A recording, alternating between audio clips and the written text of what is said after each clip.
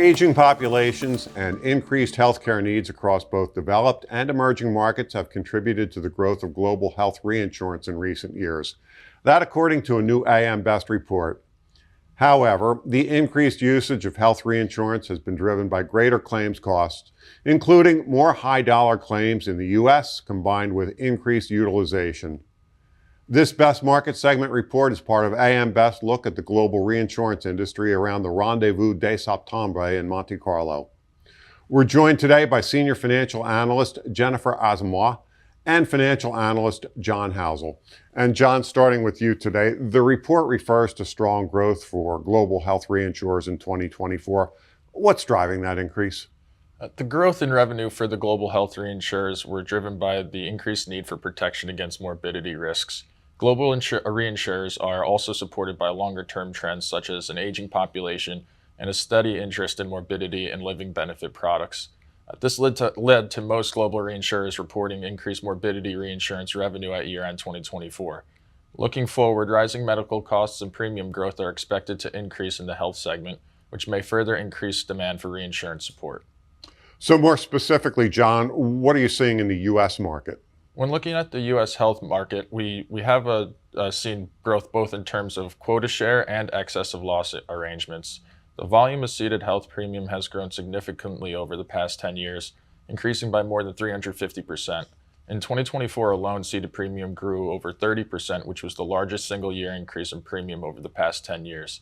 Affiliated reinsurance agreements continue to represent roughly 60% of ceded health reinsurance premium, as large health insurers use these arrangements to manage internal capital and streamline operations. Much like the global health reinsurance market, we expect the U.S. reinsurance market to grow over the near term. Jennifer, the report highlights the growth in captive reinsurers. What are we seeing there? Well, the need for efficiently managed capital has been a key driver in the significant uptick in the use and reliance on captives across the health insurance industry. The premium ceded to captives have grown drastically over the past 2 years, with more than 30% year-over-year growth in both 24 and 23. The premium growth in the past 2 years has largely been driven by one captive, which is Health Net Life Reinsurance Company, whose ultimate parent is Centene Corporation. What are some of the largest lines for ceded health insurance premiums, Jennifer? Well, the largest line of ceded premiums in 24 was comprehensive major medical, also known as commercial insurance, employer group, and individual medical. This totaled just under $30 billion for 2024.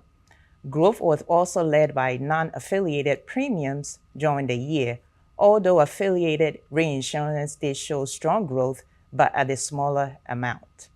Ceded premiums for Medicaid segment declined about 11% through year-end 2024. The reduction in premium ceded was likely attributed to Medicaid redetermination, which has led to a reduction in enrollment and premium for the year. Affiliated reinsurance for Medicaid accounted for about 97% compared to 87% for the prior year. Looking forward, changes to Medicaid funding and eligibility will be implemented over the next few years at the federal level, which may negatively impact enrollment, and funding may be pressured as well. This may result in deterioration in the acuity of this population and increased need for external reinsurance as profitability in this segment may be pressured.